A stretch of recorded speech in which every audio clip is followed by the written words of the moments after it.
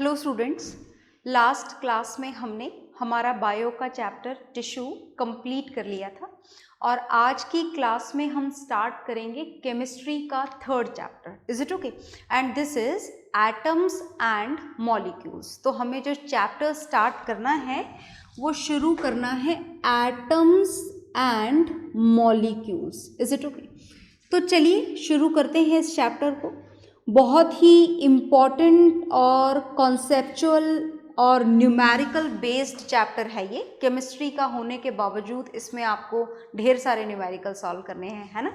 तो एटम्स और मॉलिक्यूल्स के बारे में हम सिर्फ एक ही लाइन जानते हैं जो हम जूनियर क्लासेस से पढ़ते हुए आ रहे हैं कि whenever we talk about the matter, जब हम मैटर की बात करते हैं, मैटर समझते हैं ना आप लोग, what ever which you can C around you in the room. Is it okay? आपके आसपास एयर है वो भी मैटर है, जो टेबल चेयर है वो भी मैटर है, आप खुद भी मैटर की कैटेगरी में ही काउंट होते हैं. Is it okay? तो आसपास आपको आपके अराउंड सराउंडिंग में, एनवायरनमेंट में जो भी दिखाई दे रहा है उसे हम क्या बोलते हैं? मैटर बोला करते हैं. और हमने ये पढ़ा था, जूनियर क्लासेस में भी पढ़ा था कि जब अपन मैटर की बात करते हैं तो whatever the type of matter is, कोई सा भी मैटर हो, it is made up of some small particles. Is it okay? ये कुछ छोटे छोटे पार्टिकल्स से मिलकर के बना हुआ होता है and these small particles are either atoms और मॉलिक्यूल्स. ये एटम्स भी हो सकते हैं और ये मॉलिक्यूल्स भी हो सकते हैं. तो चलिए हम कुछ मैटर के पर्टिकुलर एग्जाम्पल के साथ में डिस्कशन स्टार्ट करते हैं. सुनिएगा ध्यान से. We will start with the water. क्या जानते हैं आप वाटर को? मुझे लगता है सारे ही बच्चे जानते होंगे. अगर वाटर का फॉर्मूला आपसे पूछा जाए तो दिस इज H2O.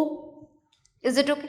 अगर आपसे कार्बन डाइऑक्साइड का फॉर्मूला पूछा जाए तो क्या आप कार्बन डाइऑक्साइड का फॉर्मूला लिख सकते हैं? बिल्कुल लिख सकते हैं. This is CO2, carbon dioxide. अगर मैं आपसे कॉमन सॉल्ट का फॉर्मूला पूछूं, कॉमन सॉल्ट जानते हो ना, the salt which is used for the cooking purpose in the kitchen, that salt is the only common salt. And if you want to write down the formula of common salt, then common salt's formula is NaCl. Is it okay? तो ये जो मैंने examples आपके सामने लिखे हैं, they all are the compounds and compounds are also involve in the category of matter. Compounds भी कौन सी कैटेगरी में आते हैं? कंपाउंड्स भी मैटर की कैटेगरी में आते हैं. आई बात समझ में? तो if we talk about the water, then this water is made up of hydrogen gas and oxygen gas. ये पानी जो है ये कौन सी चीज़ों से मिलकर के बना है? ये पानी इन दो चीज़ों से मिलकर बना है. कौन कौन सी? एक तो हाइड्रोजन गैस और दूसरी ऑक्सीजन गैस. देख लीजिए. If we are going to talk about the water, then 2 atoms of hydrogen and 1 atom of oxygen is present. If we want to know about this carbon dioxide, then again you can see that this carbon dioxide has this carbon and oxygen gas. That means when these two combine together with each other, carbon and oxygen gas, in that condition we will get this carbon dioxide. Similarly, if we want to know about this NaCl, NaCl is sodium chloride. Sodium का symbol यहाँ पर क्या है? Na. और Cl यहाँ पर किसका symbol है? क्लोरीन का. So this sodium chloride, this common salt is formed when sodium combines with chlorine. Is it okay? So finally, with all these examples, you can see that these are the forms of the compound. These are the forms of the matter, and they all are different. They all are used for the different purposes. Sodium chloride का अलग function होता है, इसकी अलग property होती है. Carbon dioxide का अलग यूज होता है, वाटर का अलग यूज होता है. तो दे ऑल, ये मैंने आपके सामने सिर्फ 3 ही एग्जाम्पल लिखे हैं. कंपाउंड्स और सब्सटेंसेस और मैटर कि एग्जाम्पल्स तो बहुत सारे होते हैं, है ना, अनलिमिटेड काउंटलेस एग्जाम्पल होते हैं। तो ये जो काउंटलेस सब्सटेंसेस हैं, they all are having the different properties and their different uses. इनकी प्रॉपर्टीज भी अलग होती हैं और इनके यूजेस भी अलग होते हैं। Is it okay? तो जो इनकी प्रॉपर्टीज हैं, जो इनके डिफरेंट यूजेस हैं, तो उन यूजेस के डिफरेंट होने का क्या कारण है? उन यूजेस के डिफरेंट होने का कारण है their different composition. As you can see, this water is made with the different composition, hydrogen and oxygen. Again carbon dioxide is again having the different composition, carbon element and oxygen gas. Sodium chloride is again having the different composition, sodium and chlorine. Is it okay? Entirely different here. Is it okay? So as the composition are different in the different matter, different matter is made with the different type of particles, with the different type of atoms. Because of that only all these compounds are having the different properties. Is it okay? But whatever the compound is, कोई सा भी compound हो, कोई सा भी matter हो, you can say that each and every matter is made with the small particles, and these small particles may be atoms and may be molecules. So whatever is there on the board, you just note it down, then we will learn something more about the atoms and molecules. Is it okay? तो note down कर लीजिए।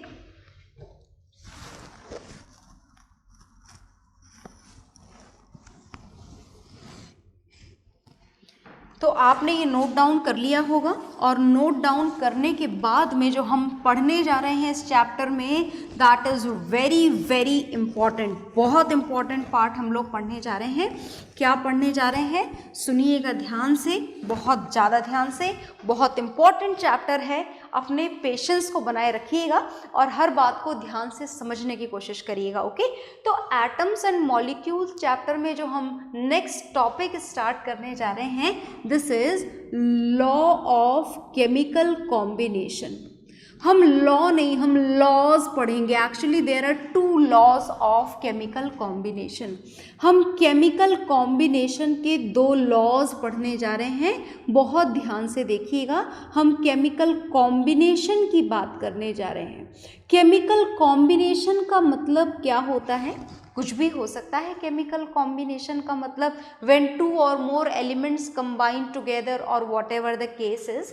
For example, जैसे मैंने आपको बोला कि this is A plus B.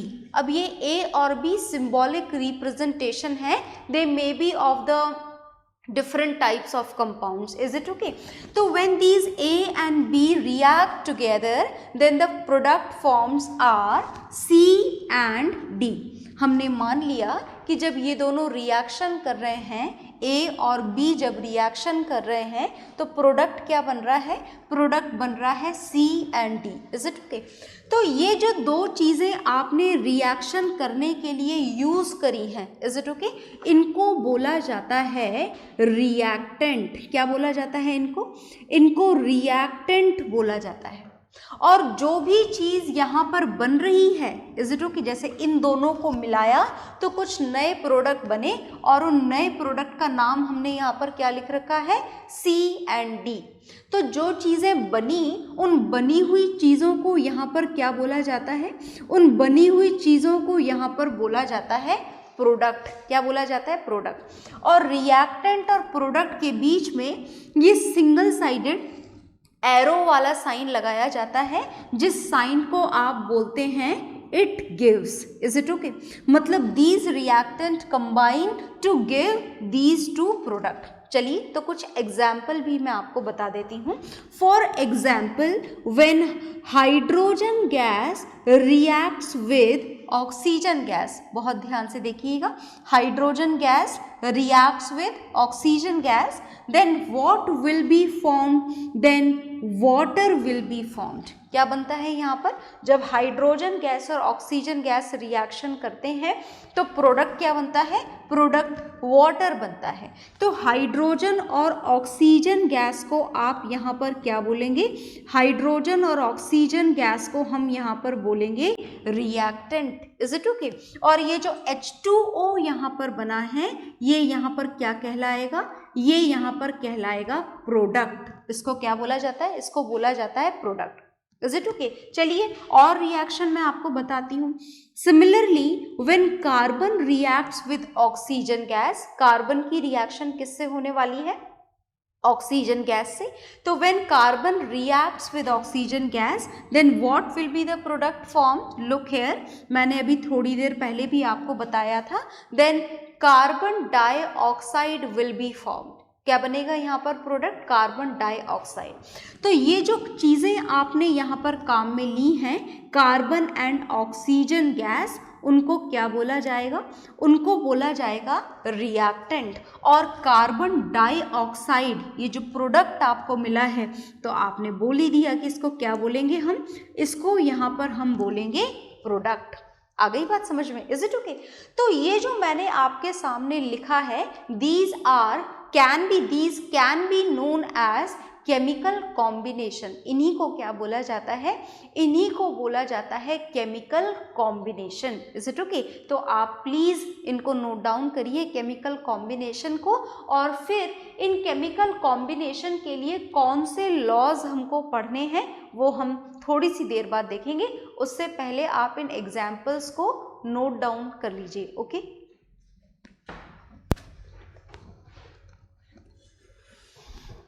तो आपने ये नोट डाउन कर लिए होंगे, और नोट डाउन करने के बाद में हम लॉज का नाम लिख लेते हैं कि आखिर हमें कौन से लॉज पढ़ने हैं। तो देखिएगा ध्यान से, हम लॉज ऑफ केमिकल कॉम्बिनेशन पढ़ने जा रहे हैं। What does it mean laws of chemical combination में? आपको सबसे पहले जो यहाँ पर लॉ पढ़ना है, दो लॉज हैं यहाँ पर, तो हम सबसे पहले फर्स्ट लॉ पढ़ने जा रहे हैं। बहुत ध्यान से देखिएगा। First law is law of conservation of मास। कौन सा लॉ पढ़ने जा रहे हैं हम? लॉ ऑफ कंजर्वेशन ऑफ मास। अब देखिए, बात ऐसी है कि आप इससे पहले भी केमिस्ट्री पढ़ चुके हैं और फिजिक्स भी पढ़ चुके हैं, वहाँ पर भी आपने कंजर्वेशन पढ़ा था। याद है ना किसका पढ़ा था? मैं नहीं याद दिलाऊंगी आपको। फिलहाल यहाँ पर देखिए, यहाँ पर आपको पढ़ना है कंजर्वेशन ऑफ मास।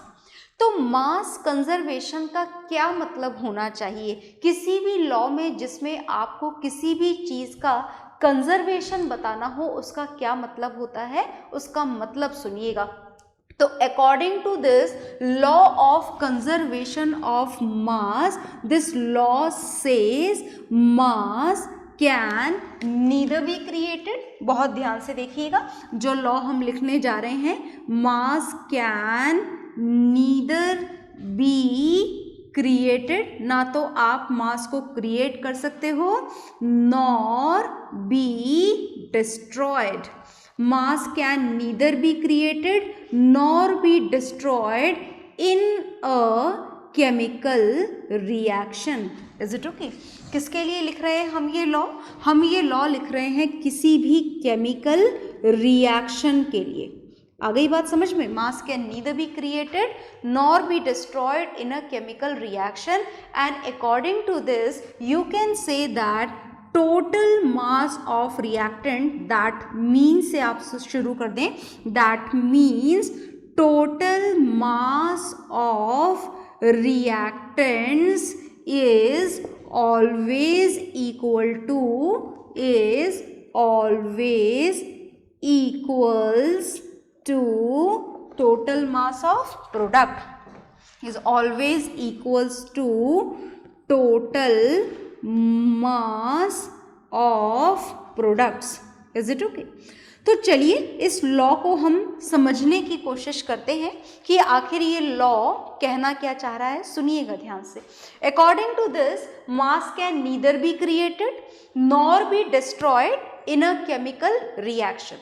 तो जब भी आप किसी भी केमिकल रिएक्शन की बात करें, है ना, तो ऐसा नहीं होगा कि आपने सब्सटेंसेस 50 ग्राम ही लिए हैं और प्रोडक्ट अचानक से 100 ग्राम बन जाएगा, या फिर आपने रिएक्टेंट 100 ग्राम लिए हैं और प्रोडक्ट अचानक से कम होकर 50 ग्राम रह जाएगा। ऐसा पॉसिबल नहीं है।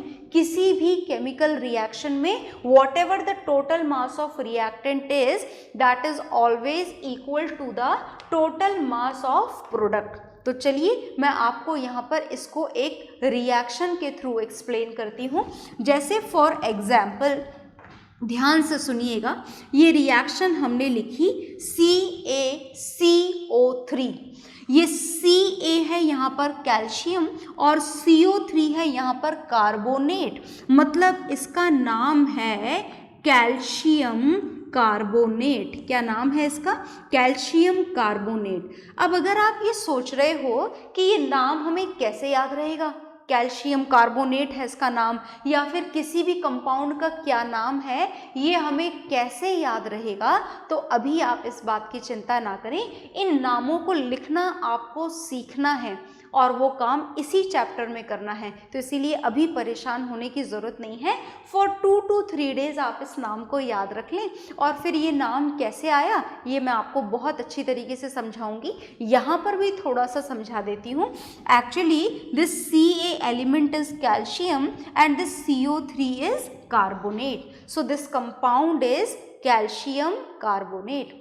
और इस कैल्शियम कार्बोनेट को जब हम हीट करते हैं, क्या करते हैं? हीट, तो आपको पता है क्या होता है? ये डीकम्पोज हो जाता है, 2 टुकड़ों में टूट जाता है कंपाउंड।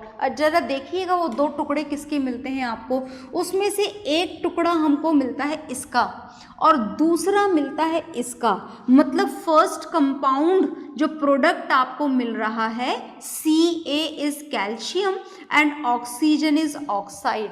तो जो फर्स्ट प्रोडक्ट मिल रहा है वो कौन सा मिलता है? Calcium oxide. और जो दूसरा प्रोडक्ट मिलता है वो कौन सा मिलता है? दूसरा प्रोडक्ट हमें मिलता है कार्बन डाइऑक्साइड। क्या मिलता है हमें दूसरा प्रोडक्ट? Carbon dioxide.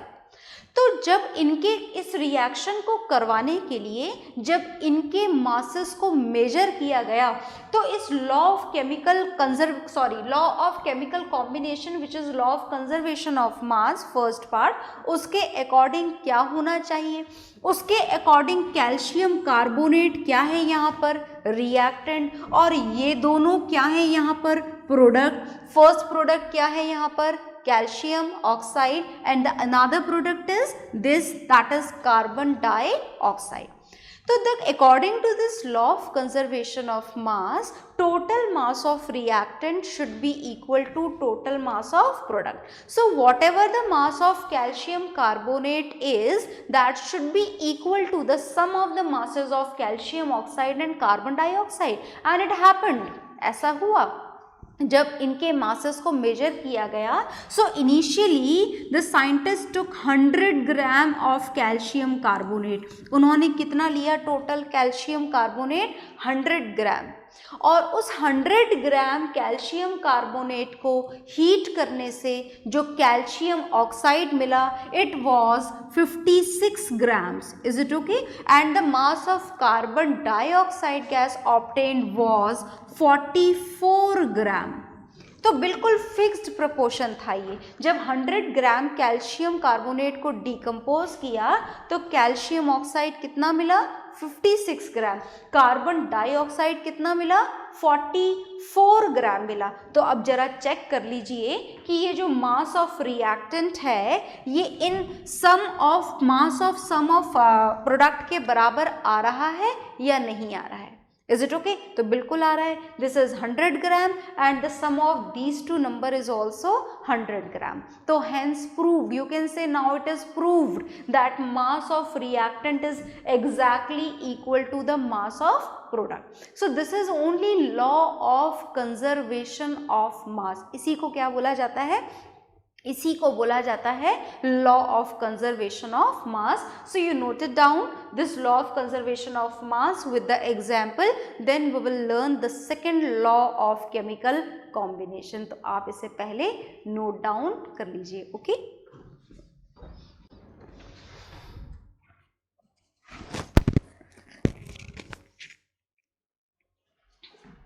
तो ये आप नोट डाउन कर चुके होंगे और लॉ ऑफ केमिकल कॉम्बिनेशन का फर्स्ट लॉ आपका कंप्लीट हो गया है। This first law is law of chemical combination.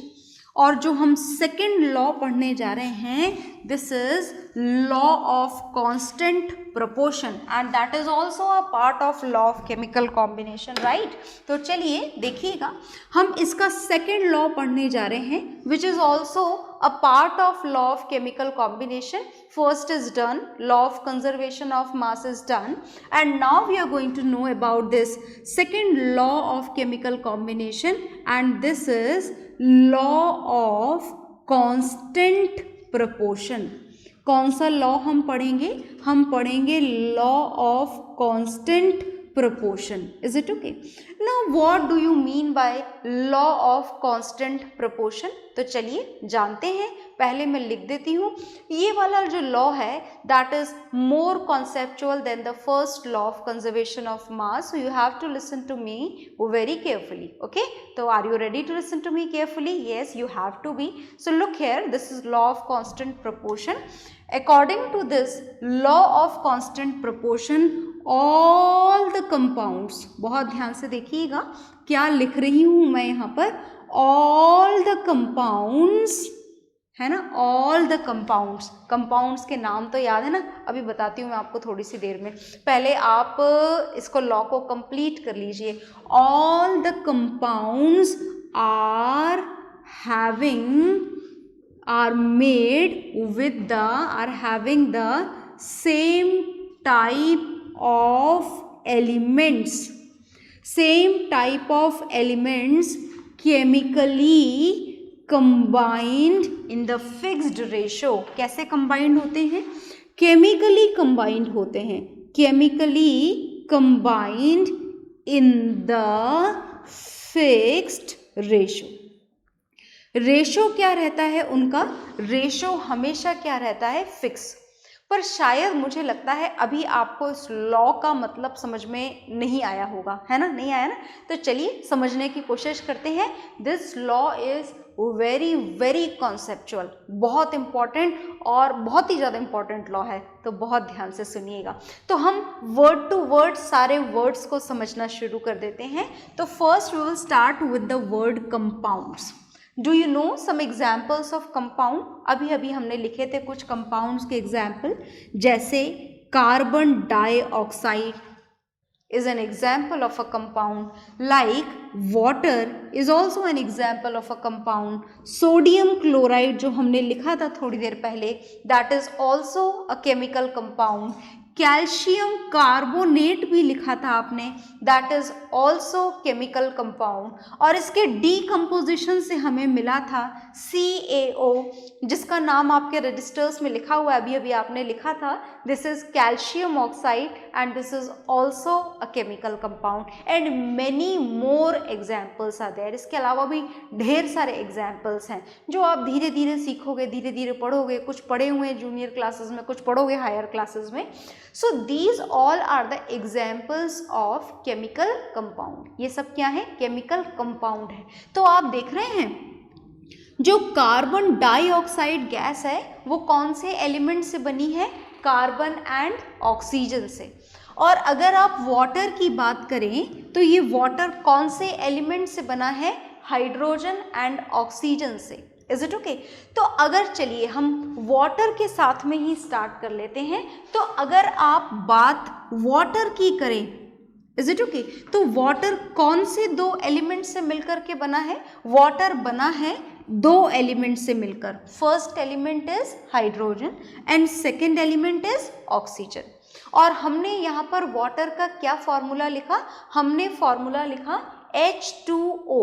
That means 2 atoms of hydrogen and 1 atom of oxygen. Is it okay? Fixed है ये बिल्कुल fixed है. Whatever the source of water is, पानी आप कहीं से भी ऑब्टेन करें, चाहे तो आप अपने घरों के नल का पानी काम में लें, चाहे बिल्कुल प्योरीफाइड RO वाटर लें, चाहे रिवर वाटर लें, चाहे लेक वाटर लें, चाहे गंदे से पॉन्ड का गंदा सा पानी लें. So whatever the type of water is it okay? Whatever the source of water is, दो चीज़ों में कभी कोई बदलाव नहीं आता. पहली तो इसके फॉर्मूले में it always remains fixed, that is H2O, and second is the type of elements always remains fixed, that is hydrogen and oxygen. तो दो चीज़ें हैं जो हमेशा फिक्स रहती हैं. पहली चीज़ जो फिक्स है वो कौन सी है? वो है टाइप ऑफ एलिमेंट्स। तो it is always fix that water is always having these two elements only. First is hydrogen and second is oxygen, and this is also fixed that to form a single molecule of water, two atoms of hydrogen will combine with one atom of oxygen. It will never change, it always remains fixed, it always remains same. आ गई बात समझ में? तो आपके बिल्कुल pure distilled water का formula भी H2O और गंदे पानी का फॉर्मूला भी H2O। ऐसा नहीं है कि बहुत प्योरीफाइड वाटर है, बहुत फ्रेश वाटर है तो फॉर्मूला चेंज हो जाएगा, ऑक्सीजन का अमाउंट बढ़ जाएगा, ऐसा नहीं होगा। अगर आपने गलती से भी फॉर्मूला ये लिख दिया H2O2 तो आप बोलेंगे सेम ही तो है elements, hydrogen and oxygen, but this is not now the formula of water. ये एक नया कंपाउंड बन चुका है और इस नए कंपाउंड का नाम वाटर बिल्कुल भी नहीं है। आप इसे वाटर के ऑल्टरनेट के रूप में बिल्कुल भी काम में नहीं ले सकते हैं। This is another compound which is known as hydrogen peroxide. Is it okay? आई बात समझ में? तो आई होप आपको डेफिनेशन अब क्लियर हो गई होगी। तो चलिए एक बार और पढ़ते हैं डेफिनेशन को, which is here in front of you. Look here. तो according to this definition, all the compounds, look here, all these compounds and many more examples are also there. So whatever the compound is, each and every compound are having the same type of elements. दिख रहे हैं? Water में हमेशा hydrogen और oxygen ही रहेंगे, carbon dioxide में हमेशा carbon और ऑक्सीजन ही रहेंगे, sodium chloride which is common salt, इसमें हमेशा सोडियम और क्लोरीन ही रहेंगे। तो whenever we talk about a particular individual compound, the type of element remains fixed. And दूसरी चीज क्या फिक्स है यहाँ पर देखिएगा, chemically combined in the fixed ratio. दूसरी चीज फिक्स्ड है इनका रेशो। रेशो का मतलब समझ में आ गया ना? सोडियम क्लोराइड का फॉर्मूला NaCl ही रहेगा, मतलब सोडियम और क्लोरीन में रेशो हमेशा 1:1 का ही रहेगा। Is it okay? तो इस लॉ को हम थोड़ा और समझेंगे, आप इसको नोट डाउन जरूर कर लीजिए।